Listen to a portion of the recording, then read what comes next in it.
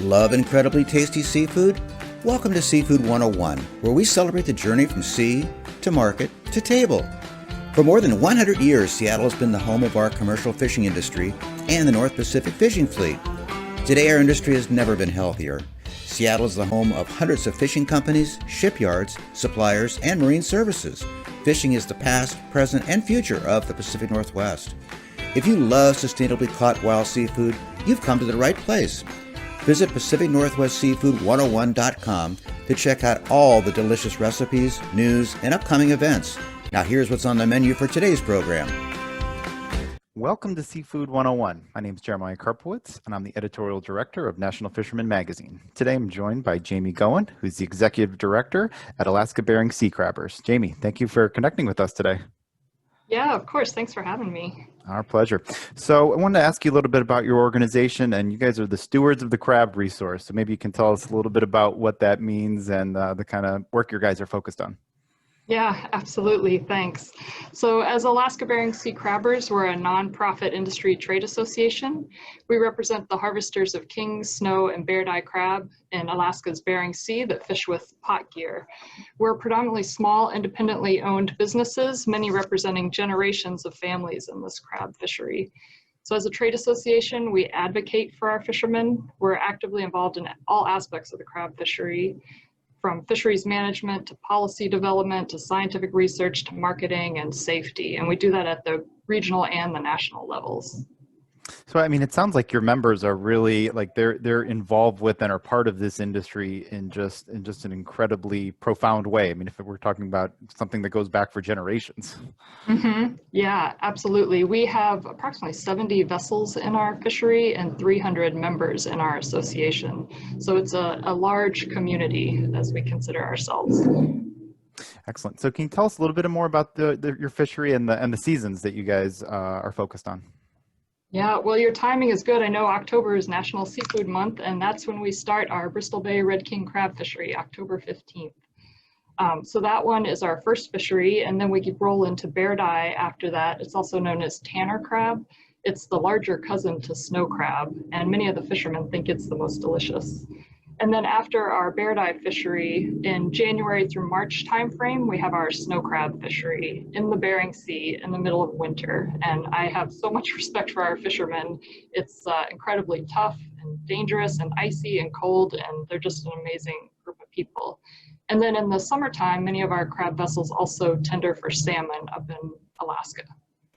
What's the economic impact of all of that work and the fish that you're capturing in these different seasons on those communities and beyond? Yeah, good question.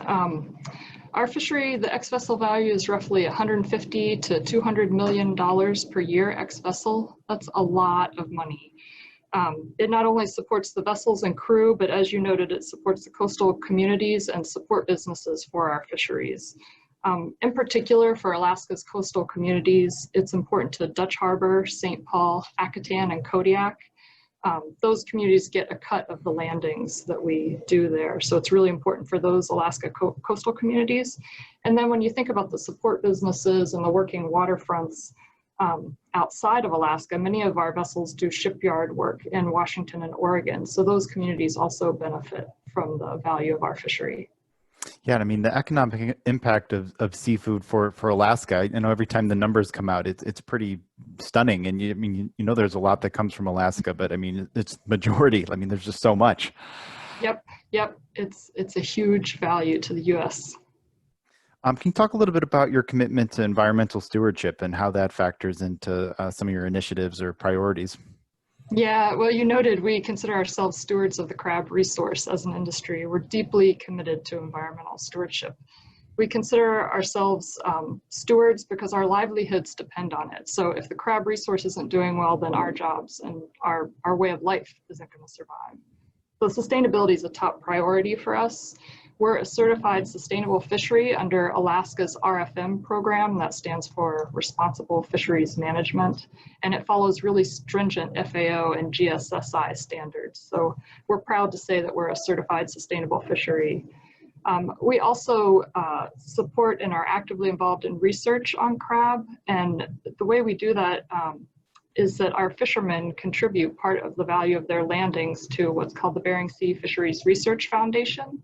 They do scientific research on the health of the crab stocks, and they do it in partnership with NOAA Fisheries and Alaska Department of Fish and Game.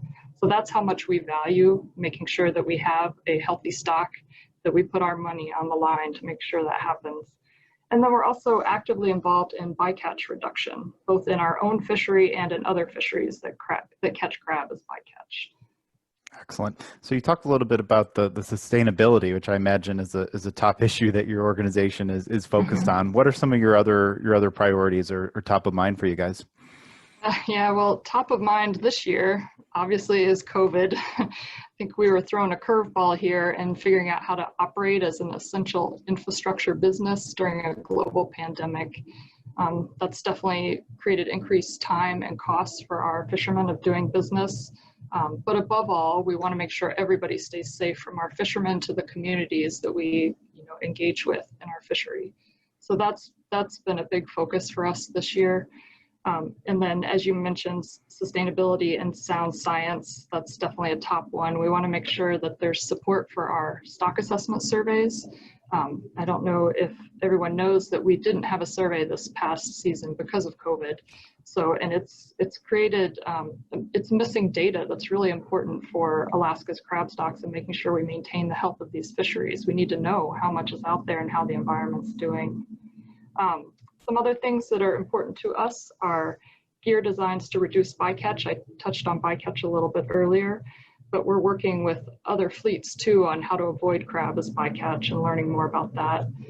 And then on the bigger picture at a national level, we're looking at ways to reduce costs for our fishery to help keep our businesses viable. One of those is we're looking to lower our interest rate on our government loan. And you would think it's much like refinancing your house, but it's not. It actually takes an act of Congress to get our loan reduced. So we've been working on that for several years, and we're hopeful that we'll get it lowered to the current interest rate soon. Wow. Excellent.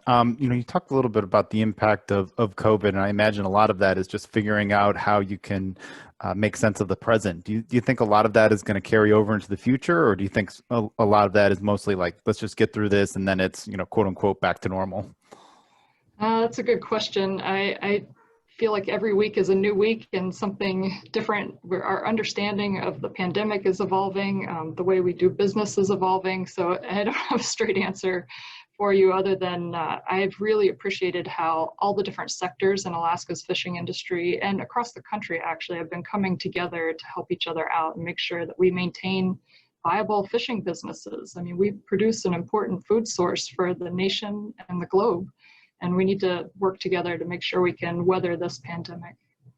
Feels like a good baseline to build on. So where can people go to find out more about Alaska Bering Sea Crabbers or the work that you guys are doing? Yeah, absolutely. You can follow us on Instagram at Alaska Crabbers.